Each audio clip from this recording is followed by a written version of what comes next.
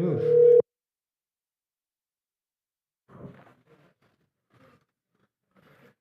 Yeesh. Um, yeah, I have water. Thank you. Okay. Um, First, a legal disclaimer that I feel like I have to give. Happy Valentine's Day, and especially for those of you who are married or have a partner or something, and you're here. I didn't force you to be here, so especially I want your spouse or whoever to know that. Um, that's my legal disclaimer. So I'm glad you're here, though. All right. Well, Father, we thank you for this opportunity and this day, and on this Valentine's Day too. We just want to express how much we appreciate and uh, appreciate your love towards us, and we love you. And we pray that as we discuss these interesting topics tonight, that will somehow lead to edification of your people and worship of you and what you have done in the past. In Jesus' name, amen. So, let's see. I haven't heard any other suggestions, so that still is the plan. Okay, but if you have any suggestions, please let me know. And I now actually got a couple emails at that email address, so I'm very happy about that. And please send suggestions. I hope that works. All right. I never took that question mark off of the Valentine's Day date, but we're here, so praise the Lord. Okay, and next week we're going to get into dinosaurs and whatnot. So, first, where we want to kind of begin our discussion and whatnot is the what they call index fossils. That's a type of fossils that's supposed to point to a certain time, certain age of that layer in which that fossil is found. Like really famous example are some of these animals I've listed here. Like when you find those are supposed to be indication. That's why they're called index fossils. Indication of like what age that particular layer is. And interesting one that people used to talk about is this lobe-finned fish that is supposed to be an indication for that layer being about 300 something million years old. And they say that that's the right age because, that lobe-finned fish with like really thick muscles in the fins, that must be what evolved into legs, and that's the, ancestor that walked for the first time on dry land, also supposed to be our ancestors, and that's like these lobe-finned fish. One of those is called coelacanth, and used to be really just considered as a really good index fossil, except, well, until like people started noticing that they actually are alive off the coast of Africa, and they even found native people that eat those. Um, the Japanese people are known for fish eating, but even I haven't seen those in the market, but apparently people eat those there. So, that kind of calls into question what people talk about when people refer to index fossils.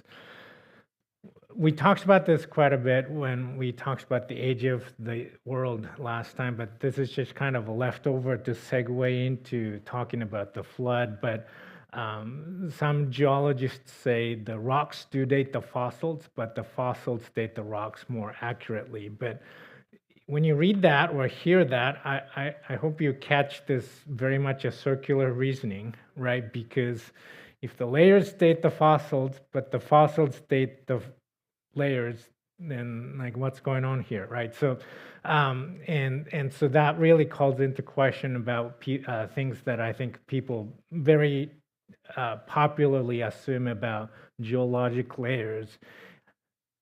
A couple interesting things that people can and have found in these sedimentary layers. One of those categories would be like obvious artifacts that people have found, like the one on the right. That's been found in a coal layer, which is supposed to be at least like 60, 80 million years old if you use coal as an index fossil, so to speak. But not many geologists would think that there was civilization back then that was sophisticated enough to make that like weird idol looking thing out of metal. Another type of really weird things you can find in these sedimentation geologic layers is a fossil of trees that are standing upright. And the one on the, I guess you're right there, that particular one is interesting because the bottom of that fossilized tree is in a coal layer. Again, it's supposed to be like 80 million years old. And then it cuts right through all these different layers, which means that this, if you buy into that narrative, you would have to believe that that tree stood there for millions of years, healthy, never withered, even though the bottom of it had already died and decayed and became a coal layer, part of the coal layer, and stood there for many millions of years. Which doesn't sound like a really great explanation. In fact, you can find these all over the place too. There's one example here in Pennsylvania on the left. It's a little hard to see, but there's a fossilized tree trunk that's going vertical there. And even on the West Coast too, like you can see these examples. Crater Lake, we've been there in person, but sometimes you can see these upright fossils of trees, fossilized, mineralized trees just standing upright. You could see that right by Mount St. Helens in the state of Washington. One of the things that these places have in common is there was a great volcanic activity, so that these things got buried really quickly. So interesting that we actually see this type of fossil formation like in our lifetime happening in the state of Washington, because some of you might actually remember the huge news, or maybe new people who heard about it, of Mount St. Helens, erupting and whatnot, right? And so the best explanation for those weird things that you find in the geologic formations is probably a big flood, because when a volcano erupts, that essentially creates a huge flood, both of course, volcanic material, but also that tends to dam up a river or creek or something like that, which of course also leads to actual flooding with water and whatnot. So these things, the best explanation I think is the flood, which I put here. It's the second greatest tragedy in human history, I think, is the first being our fall to sin. But I think the second biggest one was maybe the flood was definitely a really big tragedy. There's other interesting fossils you can find, like this ichthyosaur. It kind of gives birth from, of course, the baby grows up in a egg-like structure, but they keep it inside the body, so they essentially give birth to the baby. And while that was happening, both the mother and the baby got fossilized. Now, that implies that this process must have happened very quickly, because giving birth doesn't really take like millions of years, as I'm told. I've never been a mom, so I don't know. But what has to happen for fossilization to happen? And these are the three sort of chemical conditions. One, that burial has to happen really quickly. It cannot be like you died and just lay there on the ground until like you fossilize, because then like your body will eventually rot, or some animal is going to come and eat you, right? So you'll never get fossilized. Even more importantly, you have to be kind of kept sterile, because if there's a ton of bacteria, fungus growing, that's going to probably eat you up. Even the sort of the inorganic part of your body too, and it has to be free of air because again, presence of lots of air would encourage oxidation and oxidation type of a degradation of your body, and you would not be fossilized. And the third one is kind of a very um, I don't know, chemical requirement, but it has to be a carbonate-rich environment, which in layman's term, that probably means you have to have some sort of, you have to be near like ocean water tends to be carbonate, ion rich, not the fresh water you find on dry ground. So that explains, these fossils, like this big fish had a breakfast or dinner, whatever it had, still intact in its stomach while it was fossilized. These things can only be explained if there was a rapid flood that buried these things. So that I'm just gonna leave it right there, just evidence for flood. And from here, like maybe we'll talk about like how, according to the Bible and some of the evidence we see, like how that flood might have happened. And it's an interesting scenario because it's as though that was sort of part of the plan, it seems like, from the beginning. But if you are the skeptical type, which I think in this type of sessions, it's okay to be, so you could ask your questions or whatever. But at this point, like if you are the type of person that thought, well, I believe in the miracles Jesus performed and whatnot, but the global flood and like especially the early chapters of Genesis, right, even preceding the flood of Noah, where people supposedly lived for like 900 years old, to be 900 years old. Those things, if you're the type of person that say, I have a hard time believing, we're going to try to maybe look at those questions, all of them tonight, God willing. So all these questions we try to answer, maybe except for the age thing, we kind of try to do that last week. So I guess the fourth one from the top about Noah being depressed and got drunk, I guess I'm kind of reading into the text, but it is a fact that it says right after the flood, the first thing it says he did is he planted a vineyard. He made enough wine that he got plastered drunk. That is a fact. So I guess I'm reading into it, but we'll maybe read into it together. Of course, on this earth, you'll see features like this. Grand Canyon, I think, is a really, really interesting piece of evidence for big flood.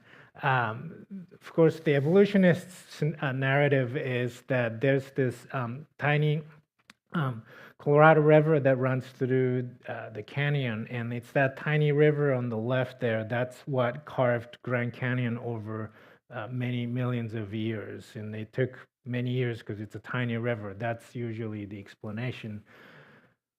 And of course, that's a little bit hard to believe because it's a really tiny river. But when it does flood in the area, like when a nearby dam was breached, it does flood like mightily, like really scary amount. That's a real picture from 2008 when that really happened in Grand Canyon, and a bunch of people had to be evacuated from the area.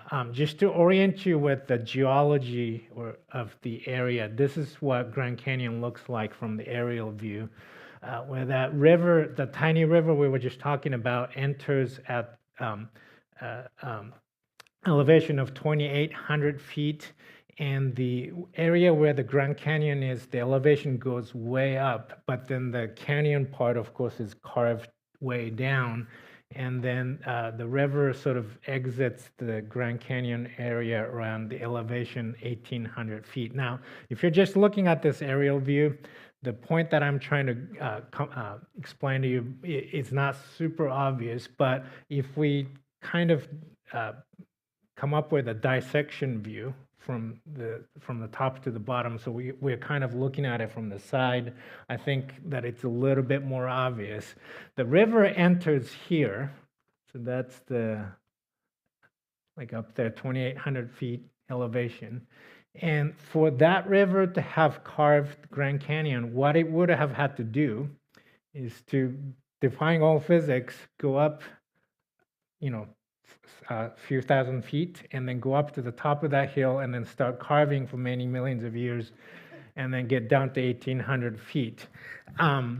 So while I do believe in miracles, but that's a little bit, that's far out there, right?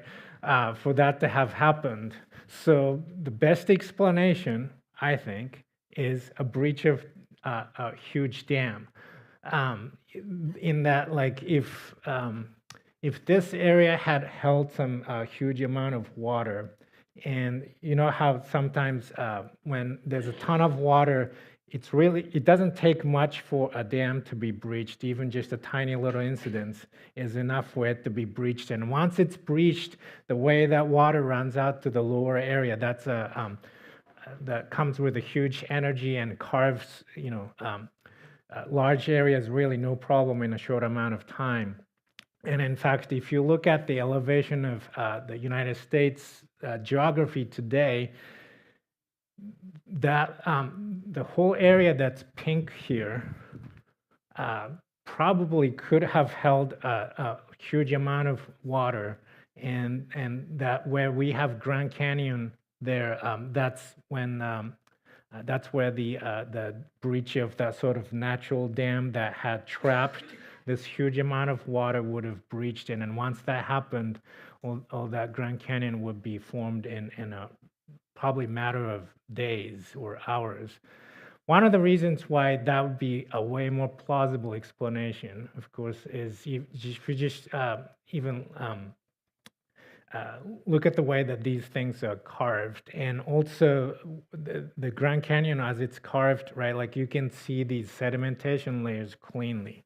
Those things probably could not have accumulated so cleanly unless it was a rapid phenomenon, like as in, some evolutionists would say those things accumulated over many millions of years. But if that's true, if you think about it, the top of the sedimentation layer, there's animals that move around, and there's rain that rains.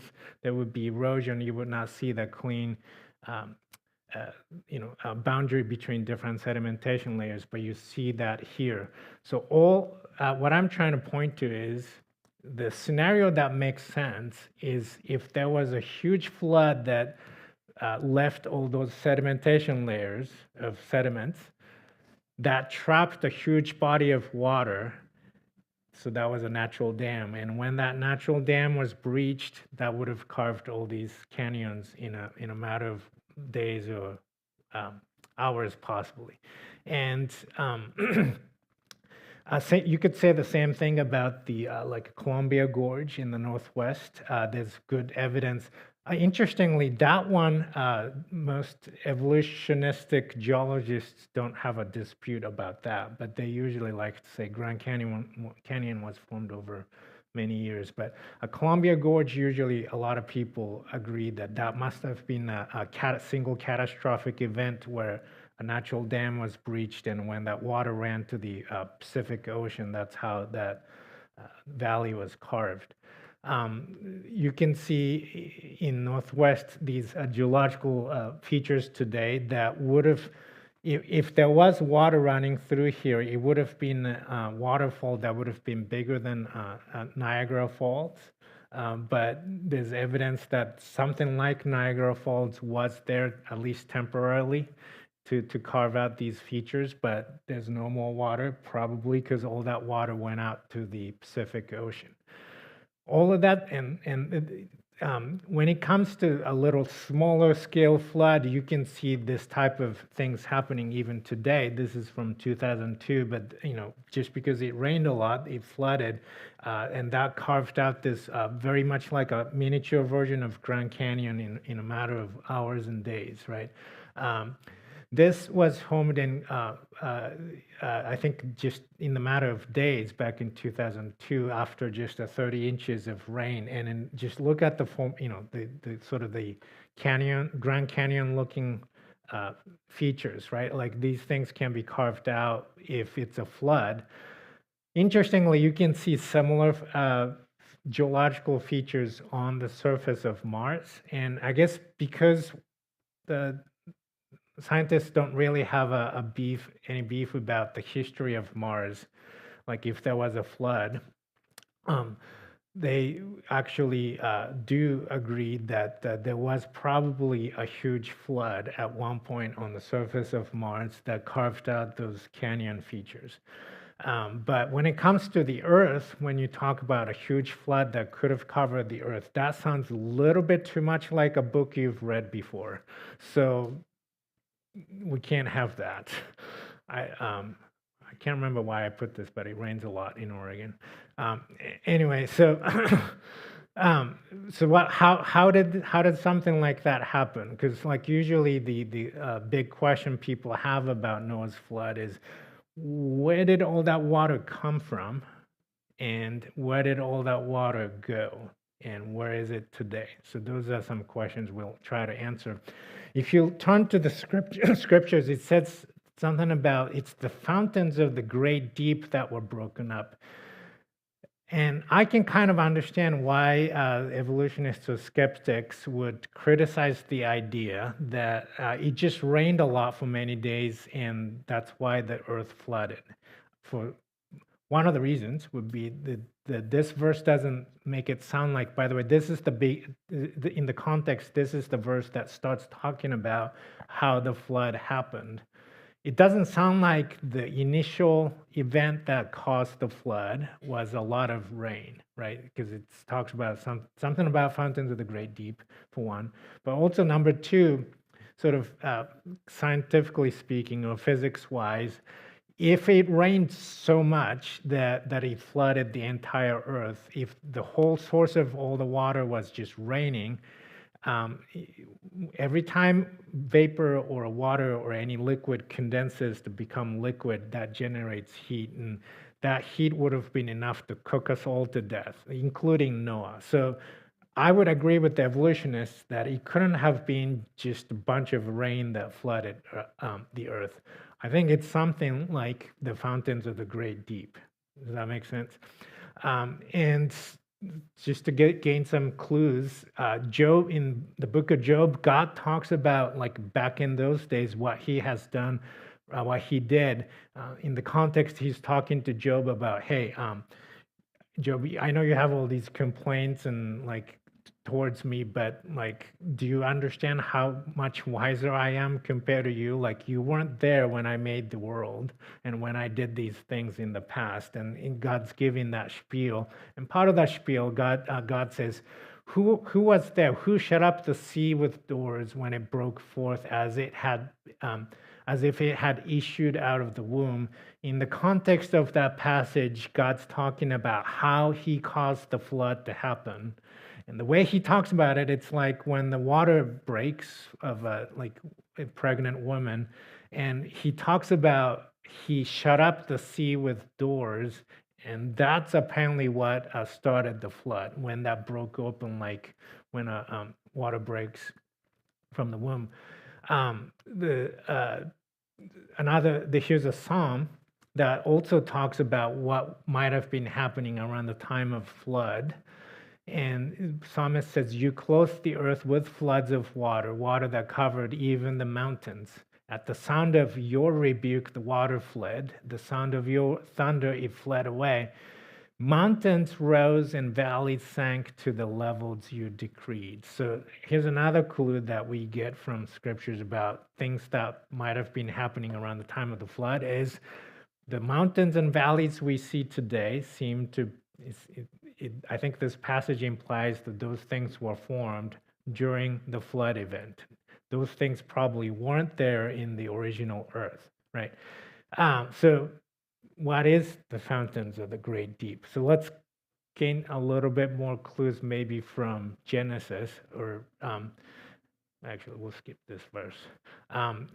Also maybe from 2 Peter 2. He says, he talks about those scoffers, they're willfully ignorant of the fact that God made everything by the word of God, and that the earth stood out of the water and in the water. It's a really weird phraseology, But because the scoffers of the Bible today, in the last days, they're scoffers because they're willfully ignorant of the fact that the earth stood out of the water and in the water. So what did that look like?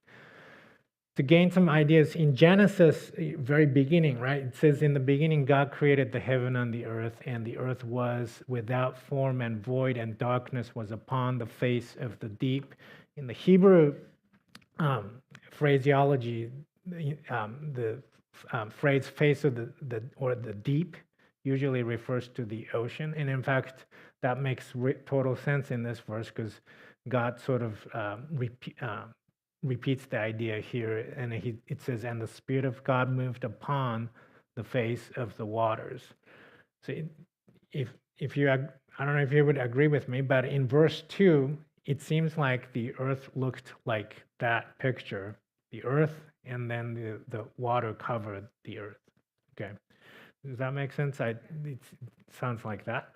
And then the interesting thing is, in the next few verses, God talks about, let there be a firmament in the midst of the waters, and let that firmament divide the waters from the waters. And God made the firmament and divided the waters which were under the firmament from the waters which were above the firmament, and it was so. So the question, of course, is what does he mean by this weird word firmament? The Hebrew word literally means it's something that's stretched out, but later in the same chapter, it says, God called the firmament heaven, and the evening and the morning were the second day. And yet, even a little later, I didn't quote it here, but the same chapter talks about the birds flying in the firmament. So I take that to mean he means the sky, okay? Because that's where the birds fly. So what does that mean? It sounds to me like he's saying he made the firmament or the sky, and sky divided the water from above and below. So on this day, I'm thinking the earth looked like that picture. Does that make sense? The sky dividing the water above and below. And it's after that that it says God made the dry land. Okay. So where did the below water go? It's not super clear from the Genesis passage per se, but remember the phrase Peter used about earth stood out of the water and in the water. If you buy into this picture, geology, the earth is kind of standing outside, as in the earth is outside of that water layer inside, and the earth is also standing inside that, above water layer. Does that make sense? So it seems like that checks out. And there's other places in the scriptures, I'm only quoting one of them, like this psalm that talks about when God made the earth, he established it upon the waters. So to me, that totally sounds like the dry land was standing on top of some water. Okay. And that water would have covered the whole earth, which means that's like a lot of water, definitely enough to cover the whole earth. And in fact, even today's earth with a lot of huge, tall mountains and valleys, if you scaled the earth to like this size and touched it, you would not really even notice like Mount Everest, because the Earth's surface, all that ups and downs on the Earth's surface, as tall as some mountains are, it's just tiny compared to how big the planet is. So that all that surface just feels like a smooth ball. Does that make sense? So I'm trying to make the point that it actually doesn't take that much water to cover the entire Earth. Okay, but if you had that much water, like in that picture, you could definitely easily cover the whole surface of the earth. And how did the flood happen? Well, Genesis 7:11 says, fountains of the great deep were broken up. If that dry land, Earth's crust, or dry land broke open somehow, right? That would have been putting so much pressure on the water underneath. So what it would do is the water would shoot out of underneath the ground like nobody's business. Like maybe that's the way God would describe as like when a water breaks from pregnant women's womb, um, and maybe what God meant when he was talking to Job about shutting up the sea with doors, that might have been the earth's crust. Um, and if that were to happen, I think something like this would happen. I think I showed these same pictures in one of the sermons too. But if the Earth's crust breaks up, right, water would gush out, and that water would then push the Earth's crust away. Does that make sense? It pushes, right? And then if that were to happen, and once the Earth's crust starts moving, and if it can move actually pretty well because underneath the Earth's crust would be lubricated by that layer of water. So it could move pretty freely. But eventually it would hit something like a bump or whatever. And then when it does, right, the Earth's crust could buckle. And then if it does, what that would do, I wish I had a paper, but I don't have any paper with me. That would buckle up and down, creating mountains and valleys at the same time, which probably explains why when you see mountain ranges in today's Earth, parallel to that, you see trenches in the ocean where there's very deep valleys are. Those things are usually in existence in parallel because of this. And so yeah, in another cartoon, it would have maybe perhaps looks like this. This is from a book called In the Beginning by Walt Brown. He has basically the same idea that I'm talking to you about, and that would have been the beginning of the flood, and that fountain would have been enough to cover the whole earth. I wish if you Google for, actually, I'm not sure what keywords I used to find this, but if you Google enough, I think you can find this pretty interesting like cartoon animation movie that talks about how that might have looked like the fountains of the Great Deep opening up and the water gushing out, and that's what flooded everybody. And it's a very scary sight, though. And that would have, of course, killed all of the land animals, the ones that actually need to breathe. But usually, I think most of them would not have been drowned. In water, a lot of them would have been drowned in sedimentation. Right after, not like months after I don't know if you guys remember, there was like a huge earthquake and tsunami in Japan in 2011, and thousands of people died. Months after that, my wife and I went on a short mission trip to that area and talked to a lot of the survivors, and they had the horrible experience of finding, their loved ones in the after the tsunami flooding the area. Most of them, those that died, they didn't drown in water. They drowned in sedimentation because you can find dirt and everything in their lungs, and that's how most of them died in the tsunami. And that would have, of course, happened to all the animals and whatnot of that day. And that's and that flooding event is what I think formed today's geography that you see today. Like all the continents probably would have moved rather quickly and whatnot. That might be why we actually see some same fossils across continents like this, which according to evolutionists, of course, they see this as evidence that like there was this idea called Pangea.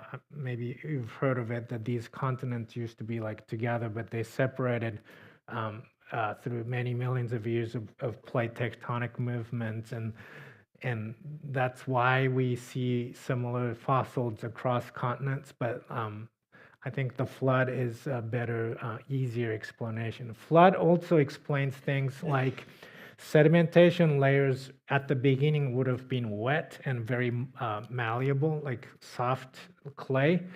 That's the only thing that could explain formations of geology like this, where you have curved sedimentation layers. Because if once those things dry and harden, you can't just make these smooth curvature. Okay, but you see these things everywhere around the earth. So those things would be best explained with a huge flood. Another thing that we notice about the flood in the scripture, of course, is if you read through the genealogy in Genesis, which I know the when you talk about the Bible, there's always jokes about how boring the genealogy part of the Bible is. But I think at least the Genesis part could be kind of interesting, because around the time of the flood, at the flood, is when everybody's lifespan started shrinking from like 900 plus years to first like several hundred years, and then down to sort of what you expect, like 120 years or so, by the time you hit Abraham's generation, pretty quickly. Okay, so the catastrophic something that happened that changed people's lifespan gradually, but over just a few generations, is the flood. And of course, like, the question is like, what happened then that changed the whole world and maybe even the way people lived? So after this last half today, we want to talk about maybe that kind of stuff real quick.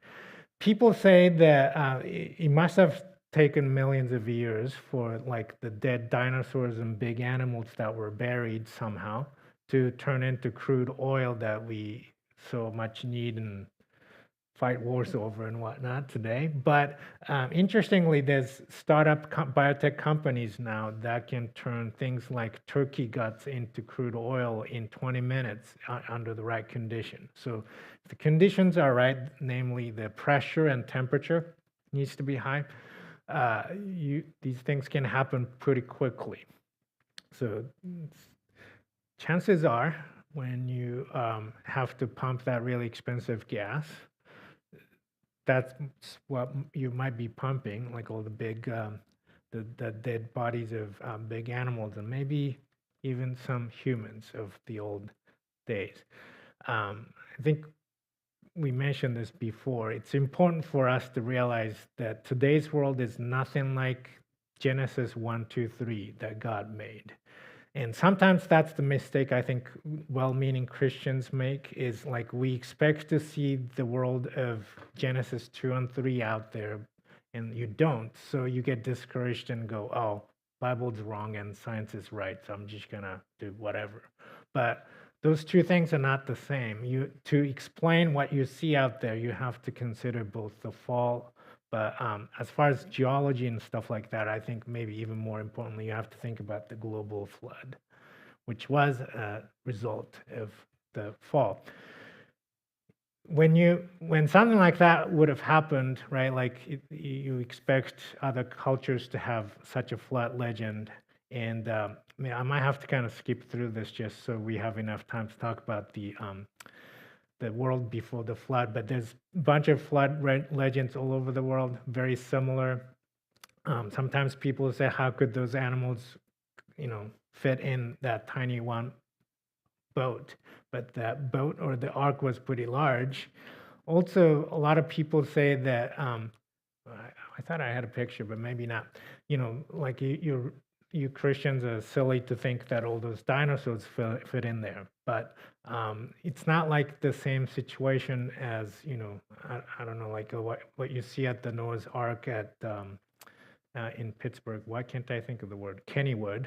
That's not very realistic picture, right? Like, because the whole purpose of taking animals onto the ark was to repopulate the earth.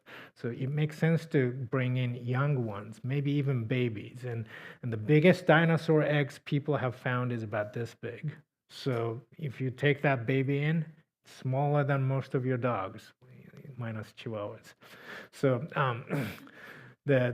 and then there's really interesting flood legends. I think I might have mentioned this in one of the sermons too, but so maybe we'll go quick. But um, if such a global flood happened, I think you should expect that even secular pagan cultures all over the world would have some oral legends about the flood, even though sometimes people use that to attack the validity of the scripture's record. But there's sometimes interesting details, like there was only these three daughters and their sons on the boat or ark that survived the big flood, even according to the Chinese legends.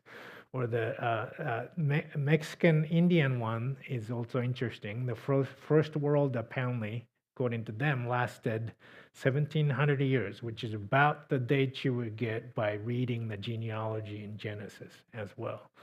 So, so that's about 1600 years from Adam's time, the flood. So, what did the world before looks like?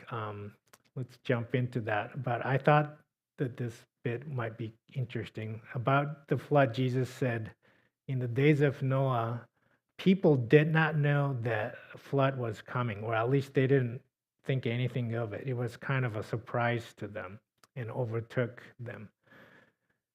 Here's a picture of human fossil remains that people found when they were looking for dinosaur fossils.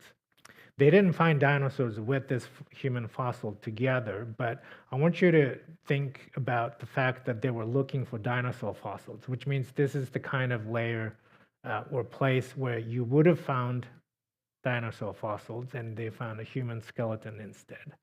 There's really, really good chance that this particular individual died in that flood. So if you could ask them, I think they would have said, they had no idea they were going to die that day. So what did the world before looks like? Why was Noah so depressed as he got plastered drunk? The first thing he did right out of the ark, because that's not cool. Like, maybe there was something really horrible about the new world after the old world passed away, which, by the way, we live in that old world, new world today that Noah might have been depressed about. Some of the clues we see, like there were insects that were huge, right? Like dragonflies that were as big as this replica here were flying around at one point. Cockroaches that were much bigger than modern day cockroach would have been around. Even just the fact that we have those colds means that like plants used to be huge, okay? And it's puzzling that those big insects could survive at any point, because unlike us, they just have this passive breathing situation where they essentially are breathing just passively through their skin, which means the bigger you get, the less skin or surface area you have for your body mass. So it's physically impossible for these insects to get as big as those fossils are today. So there's something that was different about the atmosphere of the old world before the flood. You could even find these fossils that were this big, of like millipedes and whatnot. So there's something very different, and these guys breathe the same way as insects. So there's something different. Even dinosaur fossils, their nostril is about the same size as modern day horse, but then that means they would have had to breathe so hard that the friction of the air would have been enough to maybe burn their nose, okay? So that means something about the atmosphere had to be different. In fact, one of the theories, and this is a very valid one, about why dinosaurs went extinct is because of lack of oxygen, because today's atmosphere couldn't sustain them. One of the clues you find in these like air bubbles trapped in amber from sort of those days. It's interesting when you analyze the content of the air bubble that's fossilized, trapped in amber, about 35% of the air was oxygen. Today it's only 20%. So that's something that's different already. But that alone can't explain things like these big reptiles being able to fly, because today's air is not thick enough for them to be able to fly at all. So there had to be something more than just the high oxygen content, let alone we have to be able to explain these people living so long. Interesting that Bible talks about giants. Speaking of things growing big, maybe back in the day, right? Uh, Talks about Og, king of Bashan, who was one of the remnants of the giants, and he reportedly was at least 10 to 13 feet tall. And sometimes people look at those verses in the Bible and go, see, this is another reason why I can't believe the Bible, like that's too tall. But actually, even today, some people are tall. It's easy for me to say because I'm not that tall. A lot of people look tall to me, but some people are really, really tall. Okay, like these people probably should be wearing helmets because I think it's dangerous for them to walk around in normal people's houses and buildings. But so that happens today. And so we have sort of the biological capability to be that big or that tall. Another interesting thing, just to provide us with more clues about the world before. Today, hyperbaric oxygen therapy is an accepted medical practice to treat these things. If you go see a normal doctor here in town, they might not offer it to you just because it's pretty expensive to have a hyperbaric oxygen chamber on hand. And so not everybody would offer that. But you know who has money? Those professional sport teams, and they can't afford to have their athletes being down too long for injuries and whatnot. So as far as I know, at least these teams own their own hyperbaric chambers for their athletes to recover quickly in, because they can afford it. One of the interesting things about hyperbaric chamber, which by the way, that's a chamber where they put ton of oxygen at really high pressure, and you get like trapped in there for some time, so you got to bring your book and whatnot. And that's hyperbaric chamber. But one of the interesting things scientists have found recently, I think 2020, is if you are under hyperbaric chamber condition, what's called telomere in your DNA will stop sort of aging. That's the end of your DNA molecules that get shorter and shorter every time your cell replicates and makes a new cell. And that's one of the reasons why you cannot, in this state, live forever, because that telomere part gets shorter and shorter. Eventually, you'll run out of it. Does that make sense? Because you have to make new cells all the time. But that slows down a lot. And in fact, even almost reverses under hyperbaric condition. So that's interesting. Which means, of course, that under hyperbaric condition, you could probably live a lot longer, even just because of that. And of course, the question that a lot of you might have in mind at this point is, how much do I have to pay to buy one? According to eBay, you could buy the cheapest one for about $4,000 or $5,000, but that one looks a little sketchy, and it doesn't come with all the like oxygen stuff, so you have to buy that too. But anyway, because in those days everything grew bigger, because otherwise you can't explain these huge coal layers. The plants must have been huge, and in fact there's studies and patents that talk about under hyperbaric conditions you can grow today's plants 233% more bigger than they do normally.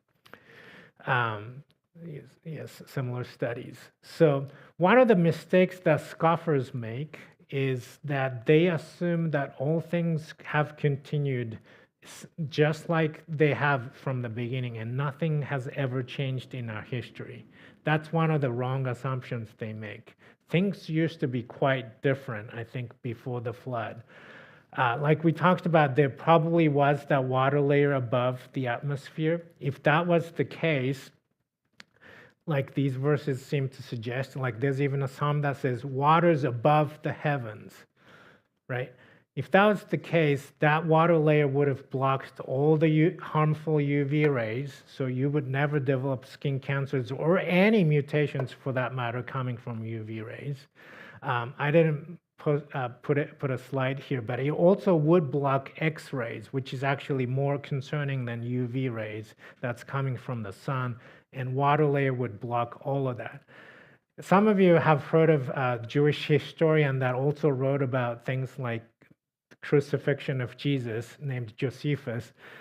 He also writes about oral tradition history that was passed down through the Jewish people. And he actually talks about, in his book, The Antiquities of the Jews, crystalline firmament in the sky used to be there. Whatever he meant by that, that's kind of an interesting phrase. Maybe there was an ice or water layer in the sky that would have created greenhouse effect, which kept every place warm and very controlled climate, no natural disaster of any kind, no UV X-ray. I don't have time to talk about this. If you wanted to, how could that water layer stay up there? One of those explanations might be what's called Meissner effect. Because of time, I'll skip that, but if you're curious, you can ask me later. That also might be an explanation why the North and South Pole might be really cold and have a bunch of ice that fell from the sky at the time of the flood. That canopy of water layer would have, of course, pushed down on the Earth's atmosphere or the air quite a bit, which would have created essentially a huge hyperbaric chamber over all the Earth's surface where everybody lived. That means the pressure is so high, your blood would be always saturated with oxygen. I don't think you would get tired of running. So stuff you see on cartoon, that might have been very realistic back in those days.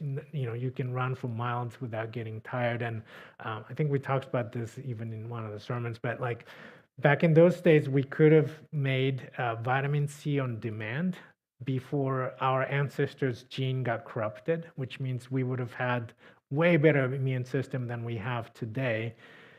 And there's some chance that you could make vitamin C back then from just eating sweet stuff. So today, I would say for health purpose, don't eat sugar. But back in those days, that might have been just fine to eat, maybe. But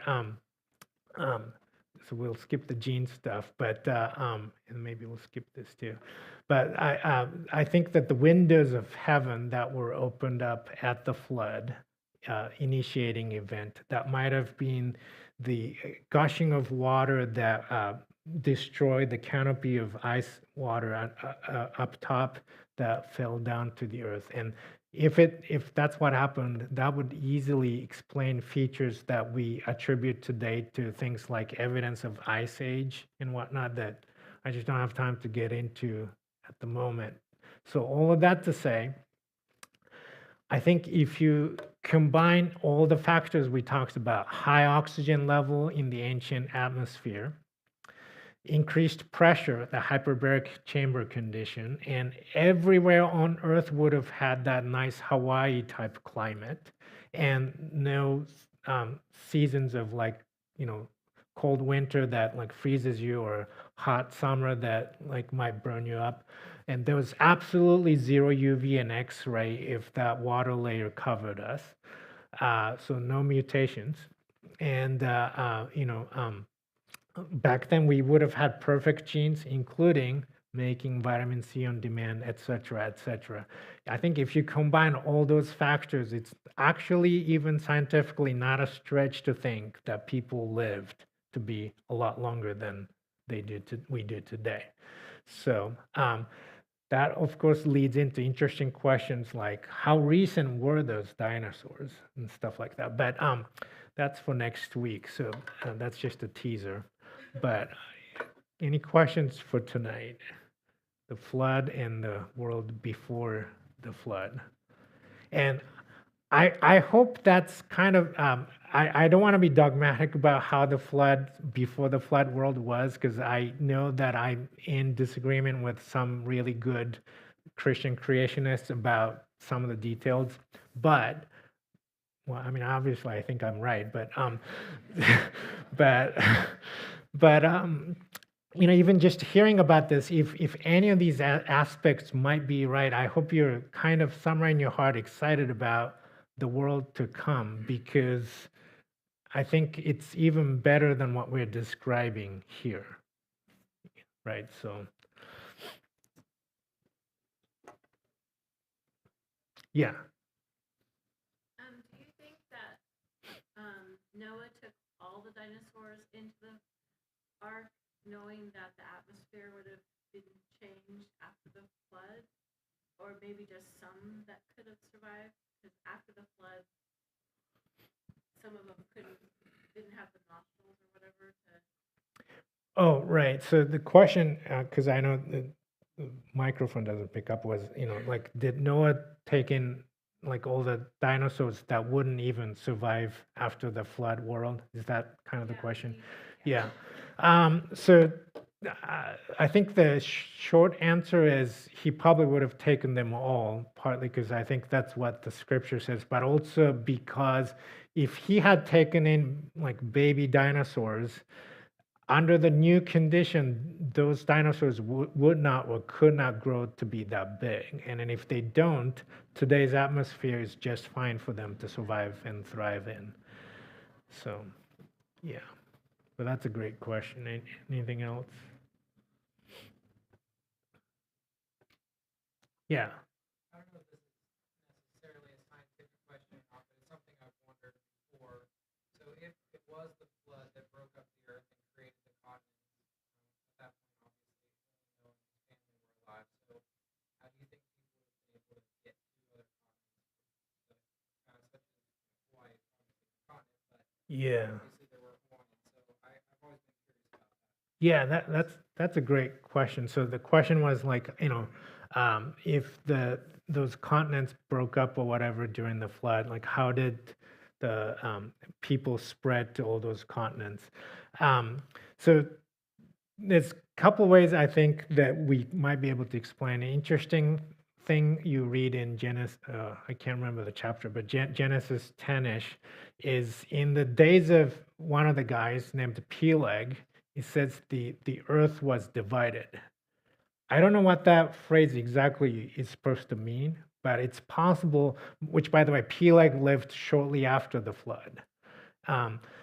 So it's possible that the water of the ocean level was in flux right after the flood, and because if you lower the ocean level just a little bit today, for instance, like Russia and Alaska would be connected, because in between there, the ocean is actually quite shallow. So if the ocean level was just a little lower, you can walk to Russia from Alaska. Um, so it's possible maybe this continental divide by the water only happened in the generation of Peleg. Maybe that's what that phrase means. The earth was divided in his days. Again, I don't know what that means for sure. Um, but of course, like it seems like people were, pretty smart. So like I think they could have, made boats or something to spread out. But it's more likely, I think, long story short, that right after the flood, for some time, it was a lot easier to like walk to different continents if the ocean was not quite the same level as it is today.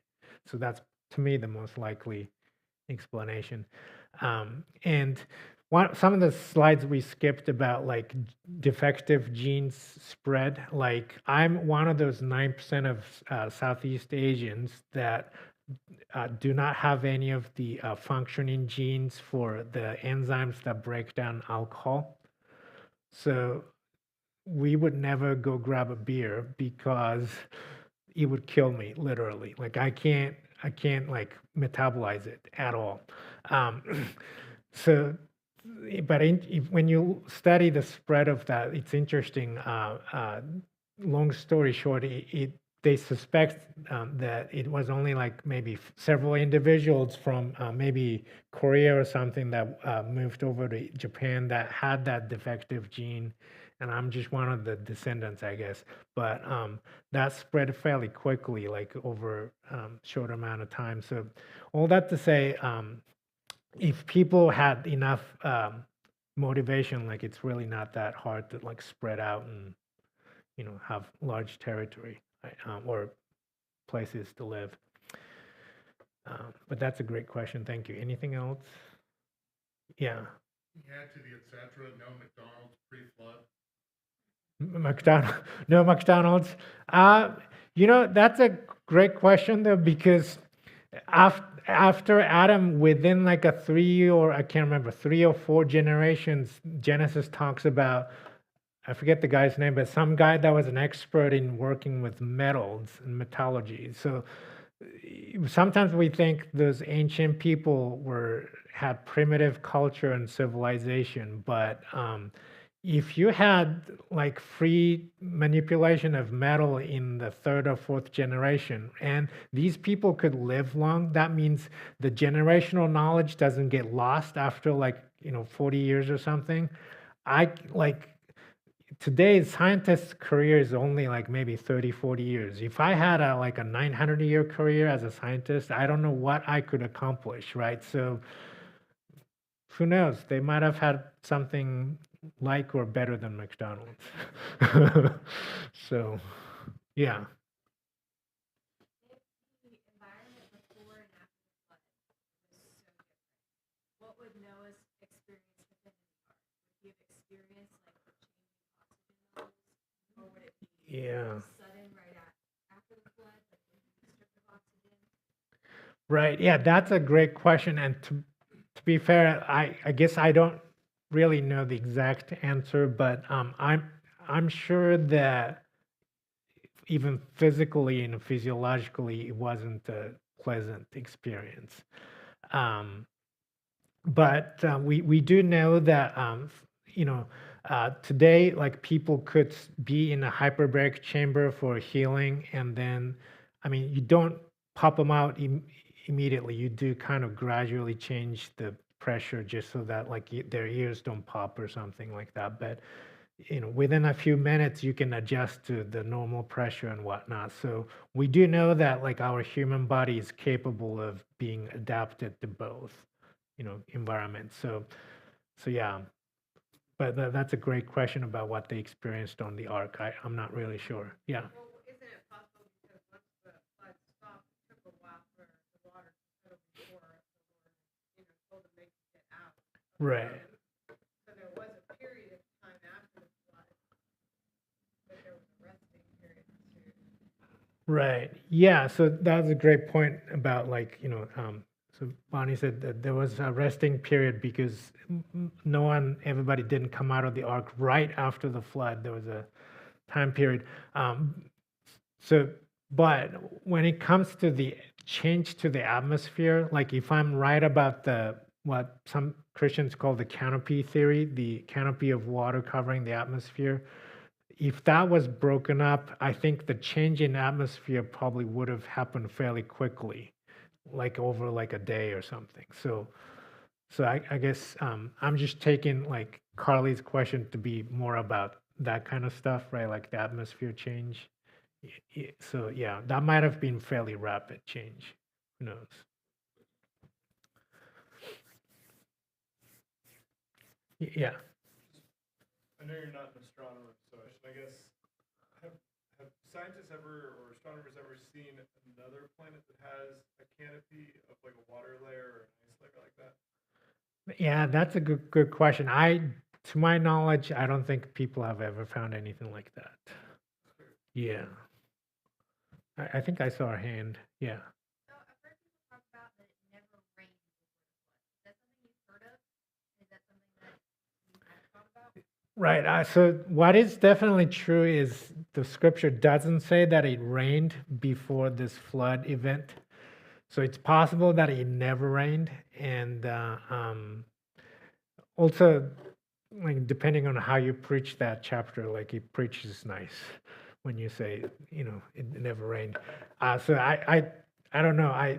It could be true, but I can't be sure either based on just based off of the scripture alone. It does talk about it was the mist that watered the plants and whatnot, not rain, in the early chapters of Genesis. And if that canopy theory is right, I also would imagine that it would not have rained because of the high pressure. It would have been hard for like normal clouds to form. So I tend to think that it never rained, but I can't prove that to you.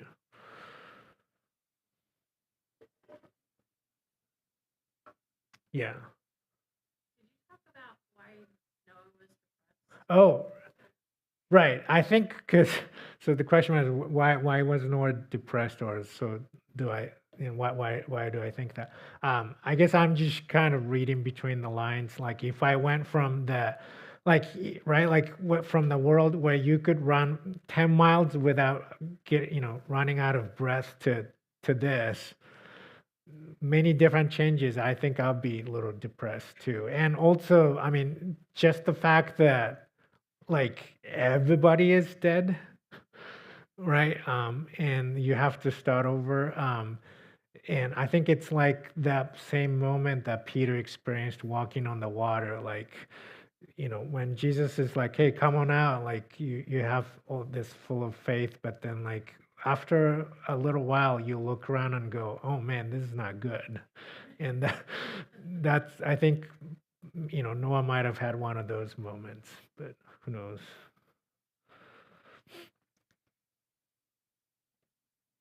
Oh, great questions. Thank you. Anything else?